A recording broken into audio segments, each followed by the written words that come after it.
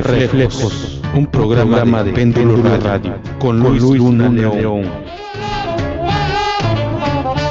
donde podrás escuchar música, ensayo, concurso, poesía, academia, debate, universidades, libros, docencia y equidad de género. Escúchanos todos los lunes a partir de las 7 de la noche por Péndulo Radio a través de www.pendulodechiapas.com.mx. Hola, ¿qué tal, amigos? Muy buenas tardes. Pues bueno, estamos aquí en este programa Reflejos a través de pendulodechiapas.com.mx y hoy pues le damos nuevamente la bienvenida a alguien que es amigo de esta casa, del Péndulo de Chiapas y específicamente de nuestro programa de Reflejos. Héctor Guillén, te agradezco muchísimo que estés hoy con nosotros platicando de un tema, pues bueno, que tiene diversas perspectivas. Una es lo académico, la academia que tú manejas, que tienes el perfil, te has desarrollado en ella. Por otro lado, está también la parte del servicio público y cómo se interrelacionan estas dos disciplinas. Te doy la bienvenida, Héctor, gracias. Muchísimas gracias, Luis, gracias por invitarme nuevamente a tu programa y gracias al auditorio que nos ve y escucha. Y bueno, un tema apasionante, el mejorar la competitividad de las instituciones públicas y, como bien lo dice, su vínculo con las instituciones de educación superior. Y bueno, hay una relación muy directa entre quienes estudian y el centro o el mercado de trabajo. Vamos a hablar del sector productivo, especialmente del sector público, y bueno, cualquiera que fuera la profesión, está generando o formando un capital humano que se va a insertar en una plantilla productiva de un sector público que, bueno, vamos a dividirlo en tres grandes órdenes: el federal, un sector, un orden consolidado; el estatal, que ha trabajado intensamente, y un sector municipal con muchas dolencias, muchas carencias, y es el que de cara directa tiene el contacto con la ciudadanía. Entonces, ¿cómo mejorar la competitividad? Es un tema que a lo mejor no terminaríamos en muchos programas, pero vamos a abordar los puntos más importantes. Correcto. Héctor, un comentario, fíjate, tú has estado inmerso en los dos rubros. Uno es la preparación académica, entendiéndose por esta los posgrados o las universidades a nivel licenciatura, y por otro lado, pues ha sido servidor público. Así es. Yo he escuchado que los jóvenes, los universitarios, los que pues seguramente nos van a estar observando a través de este video, que existe una frase en la mayoría de la juventud que hoy la quiero poner en la mesa y quiero que tú me des tu punto de vista. Okay. El joven universitario dice: a mí no me interesa la política ni lo que haga el gobierno. Y me lo dice el universitario. Te hago la pregunta, ¿esto debe ser válido como una mentalidad del joven que está en el aula preparándose para enfrentar un mercado laboral, ya sea público, empresa pública o privada? ¿Es válido o tú tienes otra visión al respecto? Bien, respetable esos puntos de vista, pero mi visión es opuesta. Si el gobierno establece las políticas públicas que van dirigidas al sector productivo y al sector social, no podemos estar aislados de estas intenciones globales que establecen los gobiernos, y hay una interrelación, pues si no directa, fuertemente sí la hay. Ejemplo, si un joven universitario quiere poner su empresa o poner su consultorio, de alguna manera está interrelacionado con las políticas públicas. Voy a citar un ejemplo: el sistema estatal de salud, donde hay médicos, odontólogos, nutriólogos, enfermeras. Si no están trabajando en el sector público, están trabajando entonces en un hospital privado, en su consultorio, y tienen que ver con las políticas públicas. Entonces, no, yo pienso que hay una interrelación fuerte, y por eso el universitario debe de tener una formación amplia, hay un vínculo con la sociedad, una extensión universitaria, un saber qué está haciendo el gobierno para poder trabajar como autor y actor en la construcción, ejecución y evaluación de políticas públicas. Sin que le faltemos el respeto al auditorio, yo estoy seguro que ya lo han de saber, pero para que efectos de que quede muy contextualizado aquí en el programa.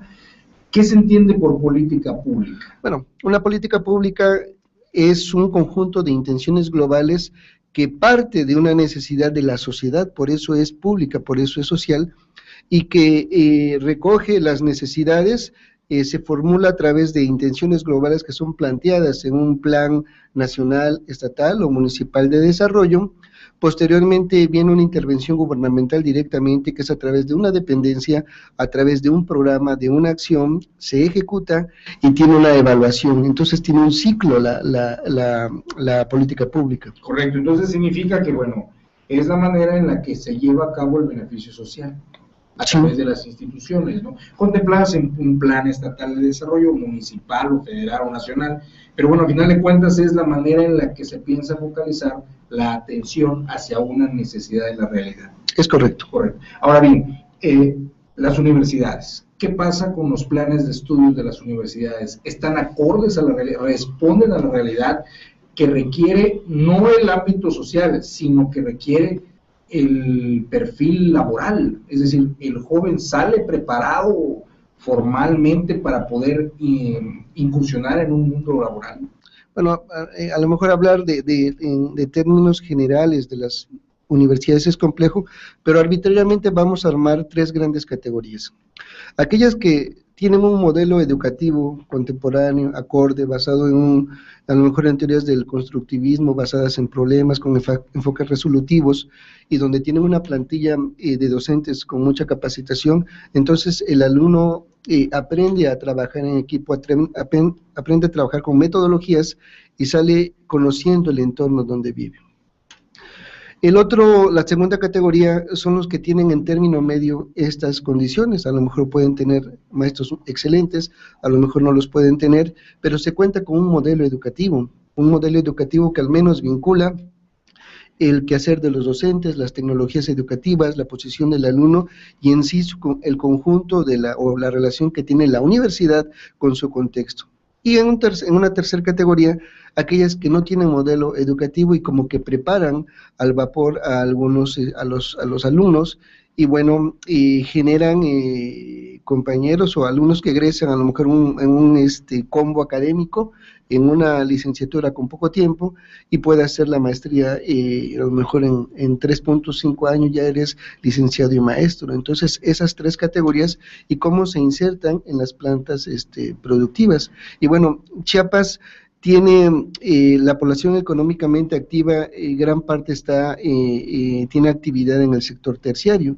La industria es muy incipiente en Chiapas, pero en otros estados del centro del país, por citar un ejemplo, Aguascalientes o Guadalajara, las grandes empresas van a las universidades, pero no a todas, a determinadas universidades, a solicitar egresados con ciertos perfiles, pero porque esa universidad ya tiene un prestigio en la calidad del egreso de sus alumnos.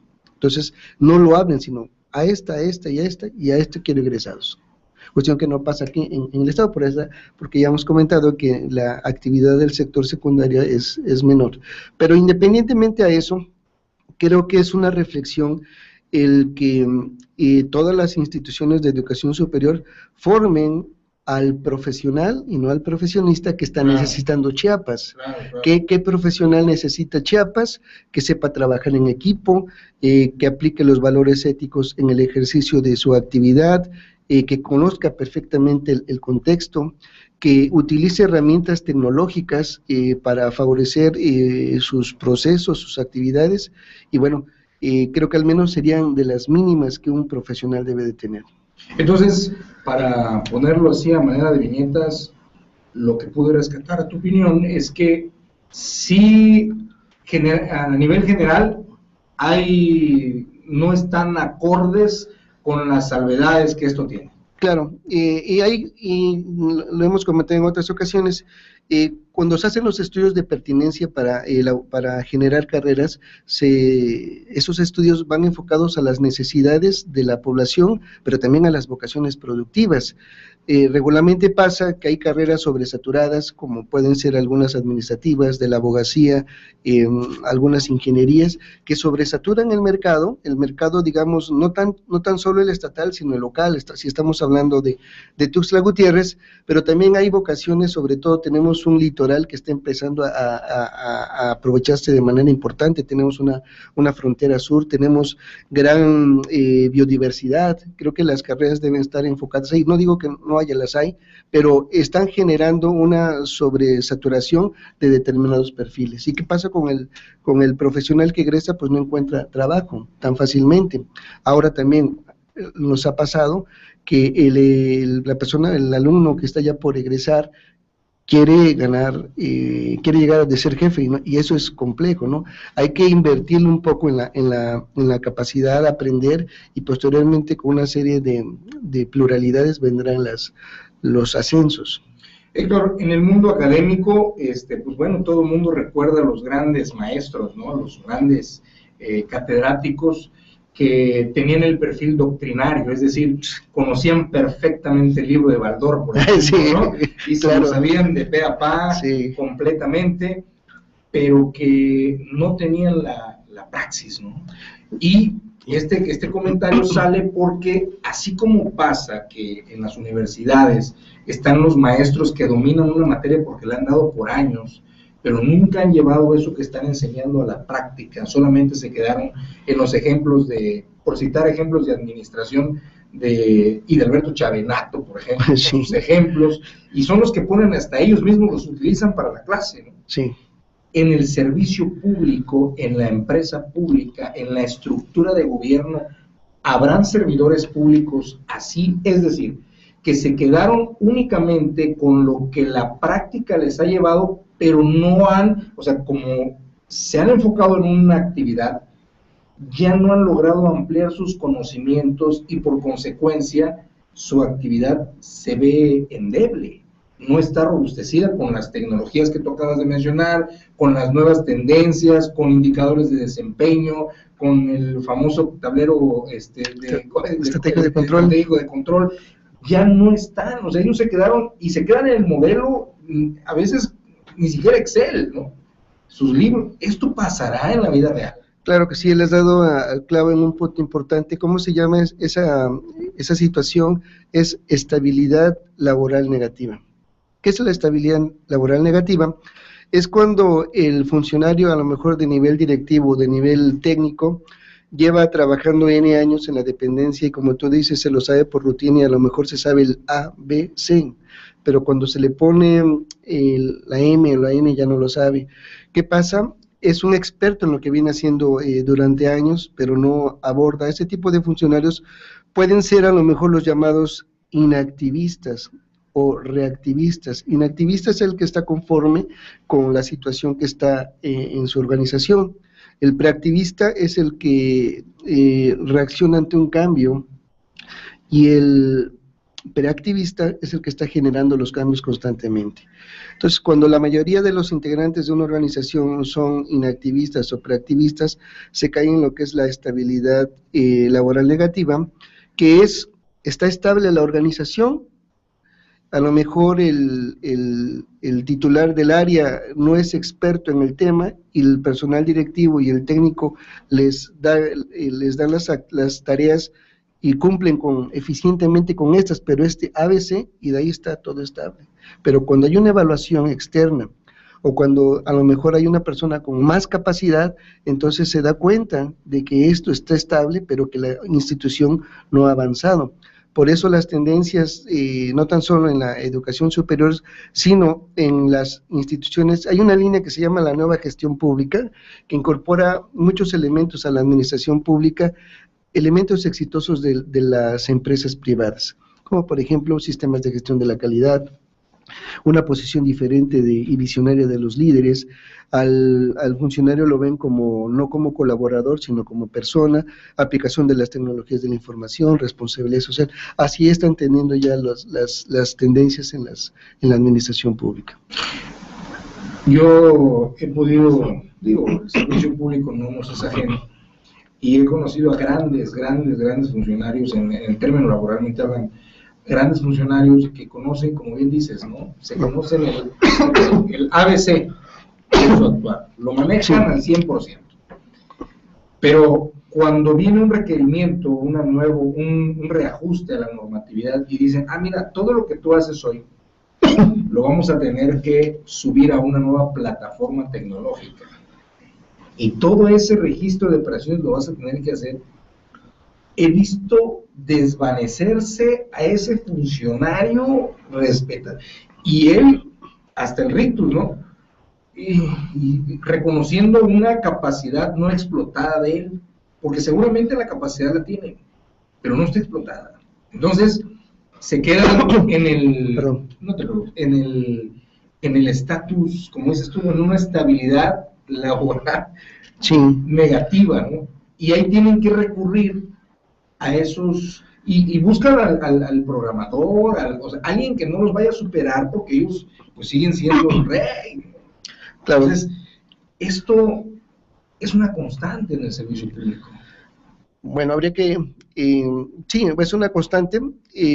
Ahora, hay que, en esas nuevas formas de gobernar y de administrar los recursos públicos, está los valores, y no eres experto en todo. Claro. Si identificas cuáles son tus debilidades, entonces sabes que tienes un grupo de trabajo, y que el grupo de trabajo técnicamente quizás sepa más que tú como líder, y tú tienes la visión general. Pero cuando hay una visión de liderazgo, sí, porque hay equipos de trabajo en donde el jefe no te da opinión, no te pide opinión, no te pide que le hagas observaciones, y él te dice, quiero que lo hagas así, porque así lo determino yo, y yo sé más que tú.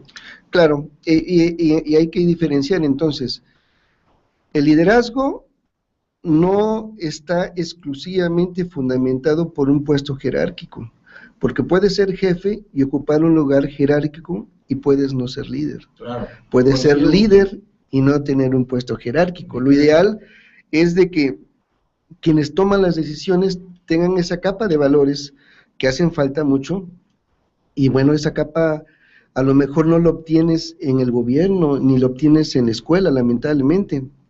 Si nos ponemos a hacer un análisis de cuántas carreras, o desde la prepa, si llevamos materias relacionadas con la ética, no las llevamos. Yo estoy cursando el 4º posgrado, y yo recuerdo en la licenciatura llevé 2 materias, pero de ahí en fuera no. Los valores los tengo fundamentados por mi familia, pero sí hace falta eso a las universidades, la incorporación de valores en la formación del capital humano. Aquí estuvo con nosotros acompañándonos el licenciado Alfonso Martínez Lascano, sí, y nos decía él, reconocido jurista en Chiapaneco, y nos decía él, mira, yo lo que observo en las universidades, decía él, es que al estudiante de Derecho se le enseña en el aula a que gane el juicio, pero no que busque la justicia. Claro. ¿Pasa algo parecido con eso? Así es. Bueno, vamos a hablar un tema de manera general. Sí. Pareciera ser que, agregando un comentario al que has hecho, pareciera ser que una frase trillada es de algunos políticos, es que la educación es la estrategia para el desarrollo, pero ese es un dicho, eso lo tienes que llevar en la práctica, y pareciera ser también que pudieras saber esos valores, esa ética, pero no la llevas a la práctica. Por eso en las clases que imparto comento que a pesar de que la ética y los valores pueden estar inmiscuidos en las ciencias, o la moral en la ética, pero son ciencias del comportamiento también. Yo me puedo saber todas las teorías de ética, pero si no las pongo en práctica, eso no se lleva a cabo y de manera adecuada, y pues perjudicas a la gerencia pública y también perjudicas a la sociedad. Entonces es una congruencia entre el pensar, el decir y el actuar. Okay. Eso es lo que debes de tener. Esto es el análisis. Okay. Ya identificamos, ya sacamos un diagnóstico, algo está pasando, algo está fallando. Ahora viene la pregunta. No podemos quedarnos solo en la crítica. Claro. Viene la propuesta. Claro, por supuesto. ¿Qué hacer para remediar esto? ¿Qué hacer para empezar a sentar las bases de un cambio? Bueno, primero, algo indispensable es el análisis de los programas de estudio desde las universidades. un cambio de metodologías. ¿Qué pasa? En algunas universidades, como bien lo has comentado, es el experto y se sabe la teoría y el libro, pero a lo mejor no tiene una práctica gubernamental. O bien es un maestro que a lo mejor no encontró trabajo en otro lado y llega a dar clases y está reproduciendo los esquemas ortodoxos que a lo mejor él adquirió en la universidad. Yo le apuesto a trabajar con metodologías. En la evolución que he tenido como docente, ahorita me encuentro en el momento de estar compartiendo metodologías. Analizamos conceptos, teorías, pero compartimos metodologías para que el alumno y la alumna lo puedan practicar en el aula, pero también lo puedan practicar en sus trabajos. Puedes tener a lo mejor una maestría y un doctorado y te dicen, a ver, evalúame una política pública. Tú eres doctor en administración y evaluación de políticas públicas. ¿Y cómo le hago? Sí, ¿no? Sí, o diseñame una política, ¿cómo le hago? Entonces, es fundamental para mí que todo licenciatura, posgrado, tengan metodologías para poder aplicarlas. Entiendo que habrá materias muy teóricas y que a lo mejor no se pueden aplicar metodologías para llevarlas a tu trabajo. Acabo de llevar la materia de pensadores clásicos de la administración pública y pues a lo mejor no hay teoría. Es muy interesante el inicio de la administración, pero yo sé que eso no lo voy a poder aplicar con una teoría, pero sí tengo aquí un referente. Claro. Pero sí como redactar un objetivo, una estrategia, y creo que es algo que le falta mucho a los alumnos en promedio. No estamos acostumbrados a leer, a razonar, a conceptualizar. Una pregunta a lo mejor básica, el analfabetismo. El analfabetismo tiene dos variables, el no saber leer y escribir de una persona, pero la otra es la edad. Si es aquella persona que tiene 15 y más años, pero si tú no te sabes esa edad, a lo mejor estás diciendo que un niño de 10, 11, 12 o 13 es analfabeta, porque no sabe leer y escribir, no, de acuerdo a nuestra condición de México, es de 15 años y más. Entonces, debes saber los conceptos para poder aplicarlos adecuadamente. Y fíjate que yo, ahorita tocando este punto, sí, sin salirnos de lo que estamos platicando, yo le podría agregar algo más, ¿no? Porque si bien es cierto, el analfabetismo se mide por no saber leer ni escribir, pues yo le podría agregar una variable más, que es aquel que sabe leer y escribir, pero no comprende lo que lee. Claro, por supuesto. Esa es otra, porque de verdad, agarras un libro y lo lees, y después, ya lo leí, ¿y qué concepto tienes? No, pues, no le comprendí. Oye, ¿y de qué habla? Pues es la historia de... Y hasta ahí, no, espérame, no le haces un análisis. No vas sacando capítulo por capítulo tus puntos de vista y luego haces un resumen. O bien le haces una reflexión de lo que te aportó a ti. O sea, son diferentes aspectos que pocos hacen. Pocos hacen. Si eso lo vemos en los libros que compramos por gusto, imagínate los libros que nos dan en las universidades, ¿no? Que el maestro te dice tienes que leerlo, ¿no? Yo creo que eso también genera un aspecto y en el servidor público más. Conozco servidores públicos que de verdad no conocen ni la normatividad del área que competen. Tengo una anécdota buenísima, te la comparto. Sí, claro, gracias. Hay un estudiante del doctorado en Derecho, llegó a visitarme y pues me llegó a decir, oye, Luis, acabo de terminar mi doctorado, vengo a invitar, oye, felicidades. Y le dije, oye, ¿cuántos artículos tiene la Constitución?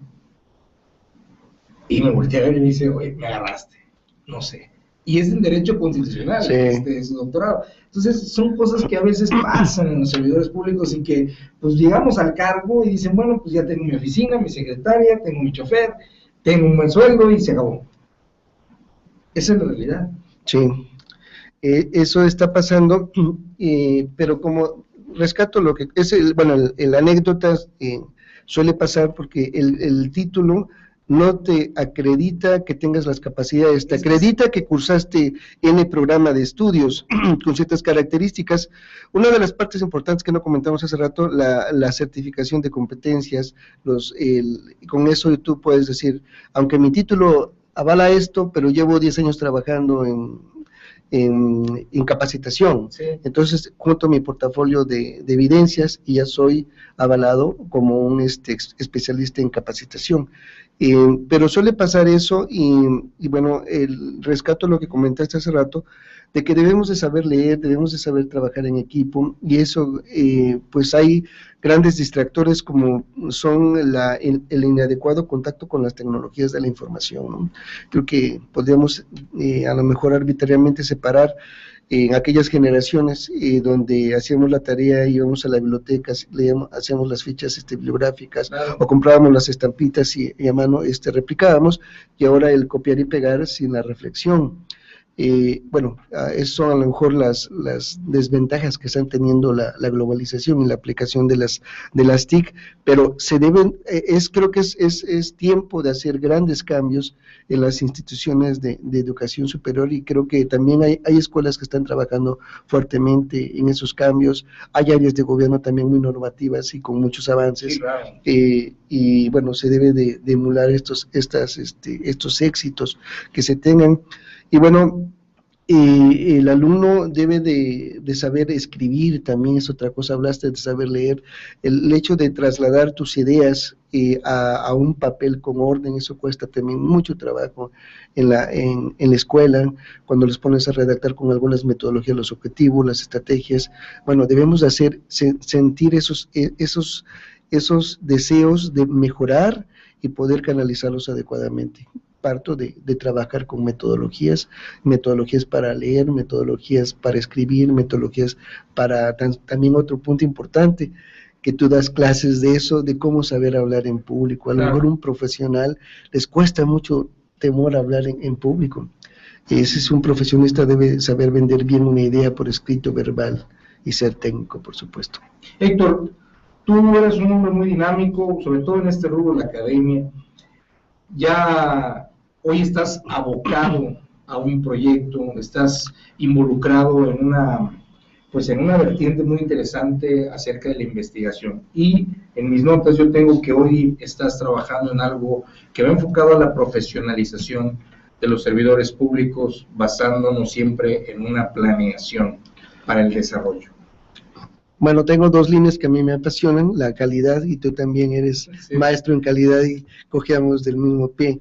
Y la otra es cómo profesionalizar la gerencia para planificar de mejor manera. Es un tema apasionante. Por citar un ejemplo, hasta 1970 Chiapas tenía alrededor de 7.400, 500 localidades. De 1970 para 2010, 40 años, se triplicaron, llegando alrededor de 20.140 localidades en el estado, de las cuales el 85% son menores de 500 habitantes. Crece las localidades y con una distribución muy focalizada en dos grandes puntos. En muchas localidades viven alrededor de 600,000 habitantes y en pocas localidades viven alrededor de 4 millones de habitantes. Hay dos polos opuestos, se concentra en pocas ciudades y se dispersa en pocas personas en muchas localidades. Tiene un crecimiento importante. Hay más regiones, hay más municipios, la pobreza sigue creciendo, la marginación sigue creciendo. Hubo un indicador que se consideró hace unos años, el desarrollo humano, que es un índice que no es sensible por municipio, sí es sensible por entidad federativa o por país, pero cuando tú llegas a un municipio, a una localidad que puede tener el grado de desarrollo humano medio o alto y alto grado de pobreza y de marginación, vaya, no hay sensibilidad. Y no trabajamos microrregionalmente, no trabajamos de manera territorial. Planificamos salud por un lado, educación por otro lado, economía por el otro, carreteras por el otro, y seguimos fragmentando las realidades a la hora de planificar. Estas corrientes de planificación territorial ven a una localidad, ven a un municipio como una unidad integral donde interactúan educación, salud, la población, los aspectos culturales, los aspectos demográficos, las vocaciones productivas. Y bueno, parte de la tesis que estoy haciendo de doctorado es establecer un modelo de desarrollo local a partir de nuevos elementos normativos, de nuevos elementos jurídicos, de nuevos elementos tecnológicos. Y por supuesto... Bueno, perdón, interrumpa. Aquí nosotros estamos, lo que logro entender. Primero, para que puedas ser eficiente en tu función como servicio, como servidor público, tienes que tener un diagnóstico real de a quién le vas a llevar el servicio público. Correcto. Es el análisis que ahorita nos acabas de hacer muy puntualmente. Okay. Segunda, con base en ese análisis, tú ahora, servidor público, tienes que aplicar una metodología. ¿Es correcto? Porque no a todos los puntos les vas a poder atender de la misma manera. Claro. Tercera, para poder generar un desarrollo integral, real, no puedes ver a la casa y analizarla recámara por recámara. Correcto. Tienes que verla desde la perspectiva macro. Correcto. Y ver cómo se van relacionando todas las áreas que dan vida a esa casa. Claro. Es un proceso muy fácil de platicarlo, Héctor. ¿Tú crees que sea posible de aplicarse? Claro. Ya hay experiencias en otros países y hay escuelas teóricas muy bien establecidas. Incluso el propio gobierno federal ha tenido a través del Consejo Nacional de Población su enfoque de centros proveedores de servicio. Hay un trabajo importante en materia de microrregionalización. Bueno, un intento a lo mejor no tan exitoso el de ciudades rurales, pero debemos de trabajar en ese aspecto. ¿Qué necesitamos? Crear un modelo donde podamos articular todos estos elementos, probarlo en el campo y replicarlo en su momento. Eso es lo que se necesitaría. Bueno, dentro de otras cosas, por supuesto es mucho, ¿no? Claro, pero es lo que no hemos trabajado. Claro. Trabajamos a lo mejor federación por un lado, el gobierno del estado por otro, el municipio por otro, entonces hay que articular eso a través de un modelo de desarrollo local, incluso creo que la UNACH también está trabajando en eso. Porque el municipio te va a decir, oye, pero está muy bien tu propuesta, pero yo tengo un 115 constitucional que me ampara, y yo puedo llevar la manera en la que yo quiera mi desarrollo municipal. Tú a nivel estado puedes hacer lo que quieras. Y cuesta mucho hacerle entender, a sensibilizar, yo creo que es la palabra, sí, sensibilizar al funcionario municipal de que si se suma de manera conjunta a una política pública, a una metodología desde el nivel estatal, el trabajo va a salir de mejor manera para la sociedad. Sí. Y pues lo establece, como dijiste hace rato, el marco, estuve leyendo la ley estatal de planeación, ¿Sí? Y bueno, establecen las directrices, que las políticas deben estar alineadas, las municipales, las estatales y las federales. ¿Qué ha faltado? Como tú bien comentas, a lo mejor esa sensibilidad para poder bajar en cancha esas políticas, porque a lo mejor en el nivel estatal están trabajadas, a lo mejor bien escritas, pero hay cómo operarlo. Creo que la parte importante de las políticas y de los programas es la ejecución. Puedo tener un excelente plan, un muy buen programa, el presupuesto a lo mejor es indispensable, pero a la hora de ejecutar el programa en cancha, ese es el problema. Y eso es lo que trabaja un modelo de desarrollo local, precisamente, estar acompañando a las autoridades en cancha, a los actores, por supuesto, comunitarios, para poder trazar las líneas del desarrollo, pero adecuadamente como vienen desde el nivel central. Eso es lo que nos ha dado mucho. Esta investigación que tú has realizado, Héctor, ¿tú te encuentras ya llevándola a la práctica desde la perspectiva de capacitación? Sí, bueno, es una línea. ¿Qué experiencia has tenido al respecto? Bueno, mira, en materia de capacitación, por ejemplo, ahorita en maestrías, y estamos en el Instituto de Administración Pública abordando estos enfoques de la planeación y el desarrollo con la información geográfica, con la información estadística y a partir de los diagnósticos que están teniendo de cómo están esos municipios en cuanto a localidades, en cuanto a infraestructura carretera, en cuanto a otra infraestructura para el desarrollo como pueden ser bodegas, las escuelas, los centros de salud. Entonces tú haces un análisis y a partir de él estableces los requerimientos de equipamiento por localidad y bueno, a partir de ello entonces empiezas a bajar esas políticas públicas. Los lineamientos de la Cruzada Nacional contra el Hambre establecen de alguna manera también esto, pero sin alguna metodología que dejan con cierta libertad la ejecución de la política pública en el campo. A mí me tocó trabajar en el OPSE hace algunos años evaluando políticas públicas y programas, y llegando a los municipios, a los 28 municipios en aquel tiempo de menor índice de desarrollo humano, pues se daba uno cuenta que el discurso o la planeación aquí en el estado o a nivel central estaba por un lado y la ejecución estaba del otro. Entonces ahí es donde cobran fuerza las agencias de desarrollo local. A lo mejor que estén ahí profesionales especializados y que estén acuerpando y acompañando a la localidad, haciéndola también autogestora de su desarrollo. Yo creo que esto, perdón, Sí. Esto va a ser importante, Héctor, porque a mí, no sé, la palabra evaluación a mucha gente le preocupa, ¿no? Bastante. Pero es muy necesaria, ¿no? Porque ¿cómo saber si están los alumnos aprendiendo? Se evalúa. Oye, ¿cómo saber si el pastel ya puede ser sacado del horno? Pues lo checas a través del mecanismo tradicional, que era el consultar con el checar a ver si ya está húmedo, sí, ¿no? exactamente. O bien si ya reunió el tamaño correcto, ¿no? Sí. ¿Cómo saber si el vehículo está en ópticas condiciones? Bueno, le aplicas un chequeo de evaluación para ver cómo están los frenos y demás. En el sector público, los programas deben de tener su etapa de evaluación. Viene la pregunta: ¿por qué los planes municipales de desarrollo, dentro de su propio plan, no contemplan evaluación? O sea, dicen la carta de Santa Claus, ¿no? Queremos esto, vamos a hacer esto, vamos a hacer el otro, pero nunca dicen cómo van a evaluar para saber si eso está realizado. Claro, es no nada más en los gobiernos municipales, sino creo también en la federación y el gobierno del estado. Como bien dices, evaluar, piensan los funcionarios que va a haber auditorías, claro, o finalmente les van a decir que están mal, pero el hecho que te digan que estás mal o que no has cumplido tus objetivos, creo que es muy positivo. Debes de cambiar los caminos para poder cumplirlos.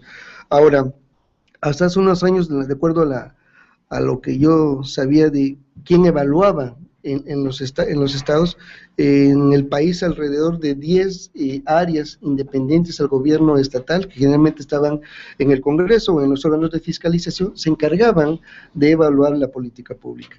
Y para evaluar la política pública, pues hay algunas metodologías, la de impacto, la de gestión, la de procesos, que es una de las más amplias. Y bueno, retomando experiencias de Coneval, se evalúa la política social y a lo mejor se entrepuso un poquito la política económica, pero no hay, en la propia federación no tiene otras áreas para evaluar otros grandes sectores. Aquí el gobierno del estado, o más bien el Congreso del Estado, tiene un área que evalúa, la coordinación de evaluación de políticas públicas, pero ahora el resultado de las evaluaciones deben de ser considerados para mejorar. Bien comentas, los planes deben de tener un apartado de evaluación, y lo ideal es que un externo, que no sea el propio gobierno, ¿no? Exactamente, puede evaluarse, y esto es muy saludable, pero esa cultura no la estamos teniendo, y no nada más en el sector público, a lo mejor en las propias universidades, ¿no? Pero es fundamental. Hay una máxima que dice: lo que no se evalúa no se mide, lo que no se mide no se puede administrar, lo que no se puede administrar deja de ser útil, y si deja de ser útil una institución pública para con la sociedad, es ilegítima. Así es. Así es. La legitimidad del aparato gubernamental es que realice sus funciones eficientemente. La sociedad, al tener una buena percepción, está legitimando el buen funcionar de una dependencia, pero si no, no. Okay, entonces es ilegítimo. Todo parte del plan estatal, plan federal o plan municipal de desarrollo. Ahí se establecen las políticas públicas. Correcto. Posteriormente dices, bueno, a ver, ¿sabes qué? Yo lo que estoy proponiendo a través de mi investigación, dice Héctor, es que estas metodologías sean aplicadas a esos planes. Claro. Porque si no, el servidor público llega, sabe qué hacer, pero no sabe cómo hacerlo. Claro. La palabra clave, ¿no? Oye, ¿qué vamos a hacer? Esto. ¿Cómo lo vamos a hacer? Y empieza a tastabillar, ¿no? Y luego, dice Héctor, tengo que evaluar. Sí. Ahí cerrará el ciclo. Bueno, el resultado de la evaluación te vuelve a dar un punto de llegada, seguramente de partida. Por supuesto. Y también otro punto que, hablando de circularidades, y tú como maestro en calidad, lo palpas de inmediato. Por un lado tenemos un tipo de planificación en el gobierno, y generalmente estos tipos de planificaciones son la planeación estratégica. Y a lo mejor yo siempre he comentado que a lo mejor ya dio de sí la planeación estratégica, o hay que vincularla con otras metodologías. Y cuando implementamos sistemas de gestión de la calidad, se tiene un enfoque de procesos. Un proceso es a lo mejor el conjunto de acciones o de actividades que interactúan entre sí y que transforman los insumos en productos. Pero ahí no importa quién esté operando el proceso, al ser parte de, el producto va a salir igual. Pero cuando estamos en una planificación un poco lineal, si no está Pedro, a lo mejor Mariano lo hace adecuadamente. Entonces creo que la evolución de la planificación debe de considerar más estos aspectos sistémicos, de procesos, territoriales y sobre todo prospectivos, hacia dónde vamos en un continuum y no hacia dónde voy durante mi administración. El funcionario debe tener esas dos vertientes. ¿Qué puedo hacer durante 3 años o durante 6 años en esta planificación de largo plazo? Pero lamentablemente ese enfoque no se tiene, y se debiese tener más en los gobiernos municipales, dado que su periodo es más corto. Deben tener un plan de larga visión. Igual aquí tiene Fomento Económico tiene el plan Chiapas 2020, donde traza las líneas de largo plazo, y donde cada un gobernante con su equipo de trabajo debe de sentarse, ¿qué tanto me falta por hacer? Y qué tanto puedo hacer en el futuro. Y hay avances importantes en gobiernos municipales. He estado visitando la ciudad de Orizaba, Veracruz, últimamente, y en 20 años ha evolucionado positivamente. Y los gobiernos han alternado PRI, PAN, no les importa, tienen un plan de largo plazo y una ciudad muy urbanizada. La perspectiva es importantísima. ¿Voluntad política entra en juego? Por supuesto. Yo creo que la nueva cohorte de políticos debe tener la voluntad, la visión, la capacidad. Un político debe tener al menos 3 condiciones. Debe tener capacidad técnica, debe tener capacidad administrativa y debe saber aplicar las ciencias del comportamiento para estimular al personal. Voy a tomar nota, porque esto puede servir de verdad. Ojalá puedan escuchar y ver este video, porque créeme, lo que estás comentando, lo que estamos poniendo en la mesa, no solo va para el universitario, ¿no? Sí, va para el servidor público, claro, y para aquel que pretende llegar a ocupar un cargo, claro, quizá público de elección popular. Son 2 cosas que van de la mano. Es correcto. Es decir, primero es... Un político debe ser técnico. En lo que sabe, debe de saber manejar, experto en un tema. Conocer los pasillos más recónditos, claro, de su quehacer público. Por supuesto. Segundo. Número 2, debe ser buen administrador. Correcto. Y tercero, debe aplicar esas ciencias del comportamiento y los valores a su equipo de trabajo y a la sociedad. Esas 3 condiciones debe de tener. Pero si no tiene alguna de esas 3, entonces llega a ocupar un puesto público. Y es lo que decíamos hace rato, a lo mejor impone la estabilidad organizacional negativa, o bien corta ese continuum de largo plazo, y hay etapas en la administración que pueden estar estancadas o bien retroceden, que es lo peor. No tan solo no avanzaste, sino te echaste para atrás. Entonces esas 3 condiciones debe tener un líder político. Bueno, y de eso vamos a sacar algunas máximas, que un líder puede estar a lo mejor o un político puede estar en diferentes puestos. A lo mejor es válido, si tiene la capacidad y se reúne de buen equipo, puede ser, pero también una máxima es: el líder debe de saber cuándo dejar el bastón de mando y retirarse. Eso lo hace un líder. ¿Tú crees que pase? Bueno, yo creo que tiene que pasar, y no tiene que pasar por enfermedad o por mayoría de, pues debe de, bueno, creo que es una lección de valor, ¿no? Creo que eso, y bueno, eso es lo que falta mucho. No quiero decir que todos, por supuesto, no, claro, hay políticos muy brillantes y líderes, ¿no? Y bueno, también hay que apostarle un poquito a la visión de un estadista que también ya no se dan tan mucho en nuestros tiempos. ¿Qué entendemos por estadista? Porque te repito, lo ponemos en la mesa para aquel que conoce el término y para aquel que se va a quedar con la duda, ¿no? Bueno, el estadista es el que tiene la visión de Estado, país-nación, es aquel personaje que tiene muy clara el panorama hacia dónde va su Estado, su país, su nación, a lo mejor en los 3 sectores básicos, el privado, el público y el social, y que aún no estando en el poder, desde afuera está apoyando al país en mejorar.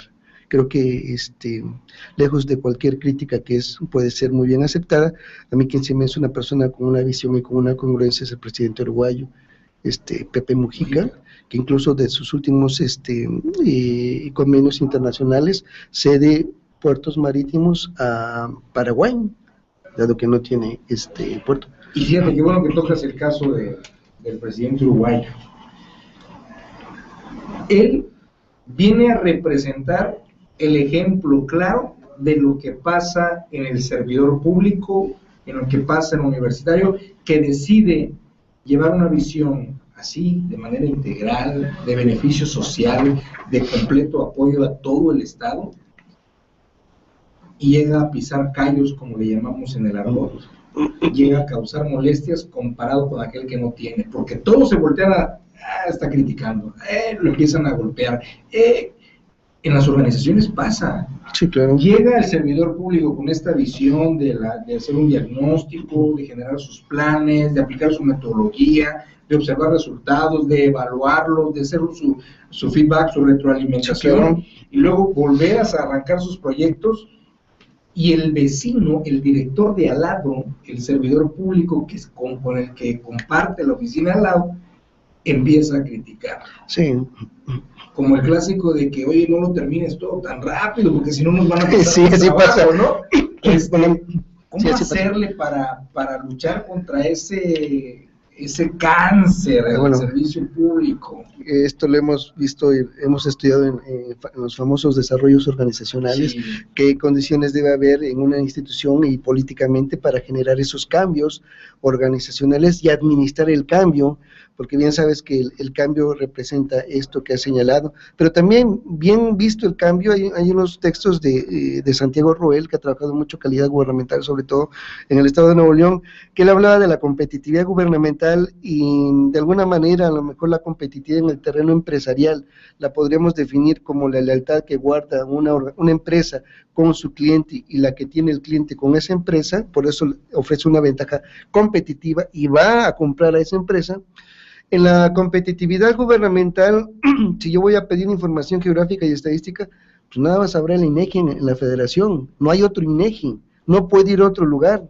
Entonces, en materia de competitividad gubernamental, se dice que aquella organización que avanza con un buen trabajo debe jalar y hacer competitiva a otra que está en desventaja. Pero si esa otra no se deja jalar. Bueno, sí. Porque aquí el servidor público, de veras, me ha tocado ver a jóvenes, bueno, hablando de servidores públicos, llegan, en las universidades, sacan su dispositivo móvil, por ejemplo, sí, de lado, ya vienen a presumirnos, ¿no? Sí. Y el muchacho lo que está haciendo es uso de la tecnología. Claro. Servidores públicos que llegan y sacan sus esquemas de controles, y el otro lo empieza, o sea, es la crítica, porque yo no lo hago, pero él está más organizado. Sí. Bueno, pues hay que golpearlo, ¿no? Sí. Él es el que nos puede echar de cabeza, porque pues ya va a ser la punta de referencia a él, y nosotros vamos a quedar obsoletos, porque él maneja los controles, ¿no? Claro.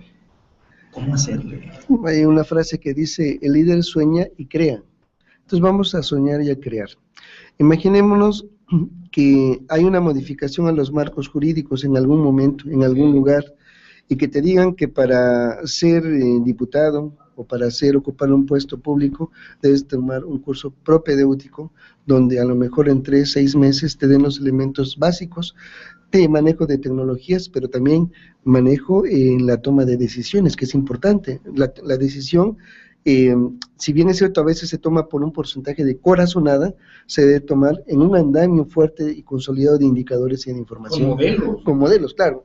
Yo sé que a veces tienes que tomar decisiones y aunque a veces te diga el modelo, ok, es la corazonada, sí, pero dejar de que sea corazonada nada más. Imagínate un funcionario que sabe que lo capacitan en manejar la tablet, las tecnologías de la información, sí, que tiene su software para poder tomar decisiones, para darle seguimiento, que funciona adecuadamente su comité directivo, que le apuesta a la responsabilidad social, que le apuesta con los valores, es decir, el auto lo dejo el viernes y el fin de semana utilizo mi auto.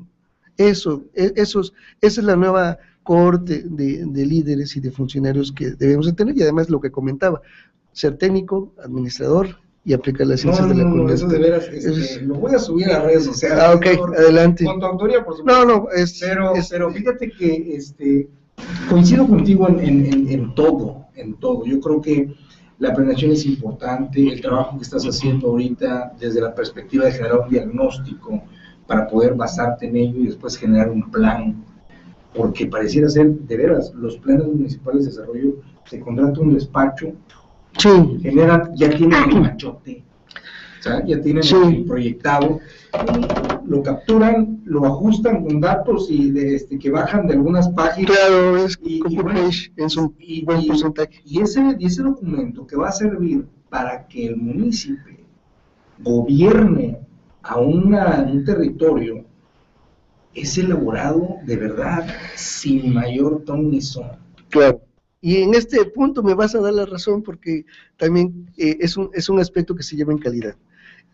Yo vengo trabajando también que la capacitación ya no se debe de dar. Pareciera paradójico lo que estoy comentando.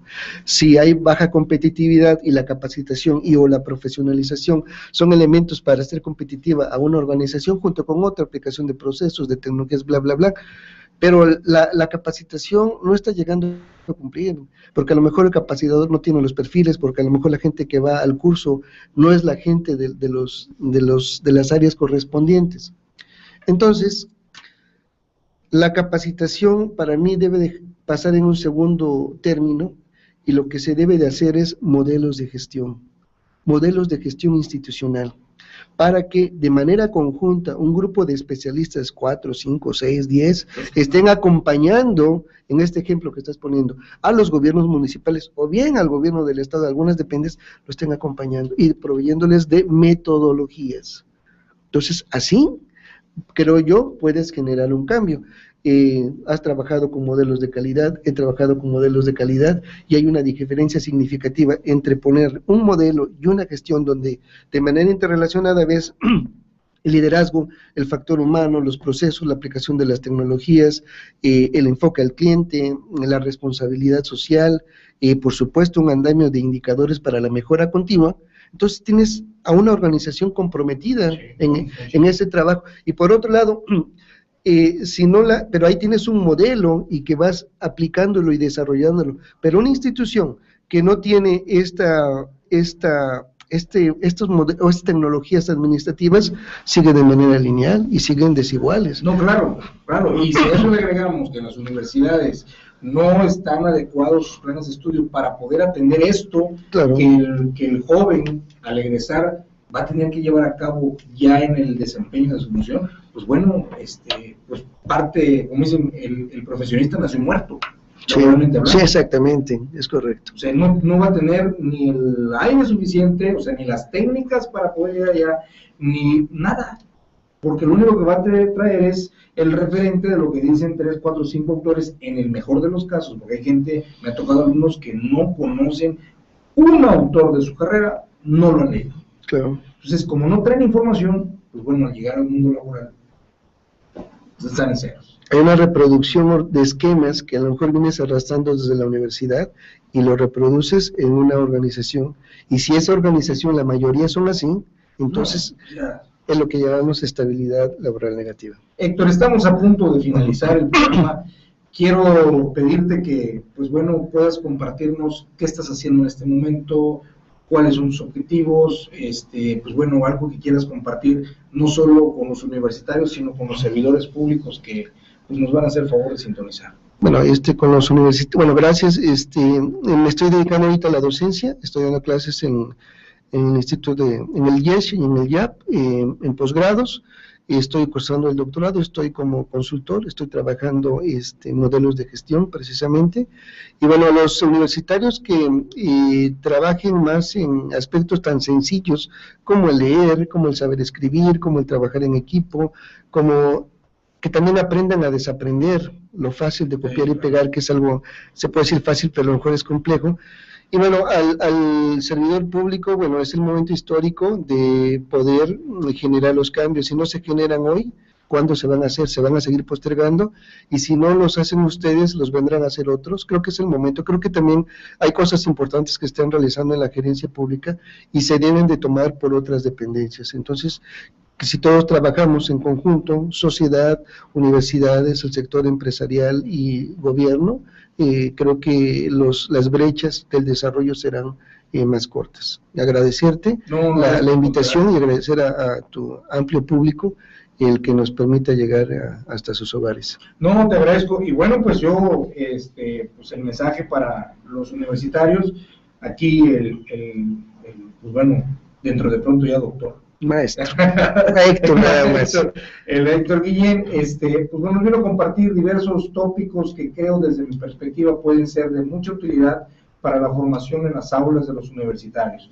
La planeación, el diseñar un diagnóstico previo para que puedan aplicarse metodologías que permitan, pues bueno, alcanzar lo que queremos, los objetivos, evaluarlos y luego, pues bueno, retroalimentarnos, pues nos va a permitir poder ser mejores universitarios. Y en el servicio público y hasta en el sector privado, pues bueno, aplicar esto para que el beneficio pueda llegar de mejor manera a la ciudadanía.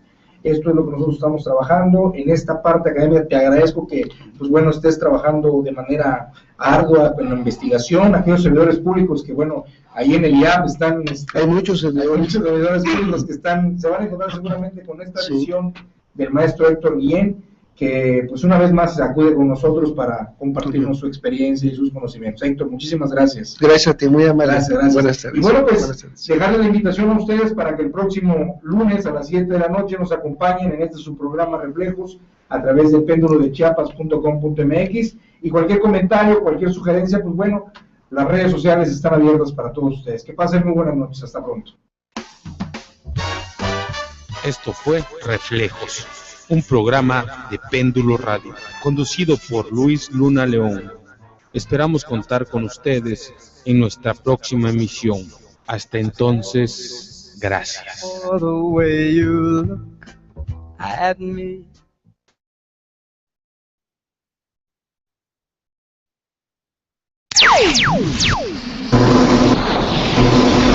Péndulo Radio, revolucionando la radio en línea.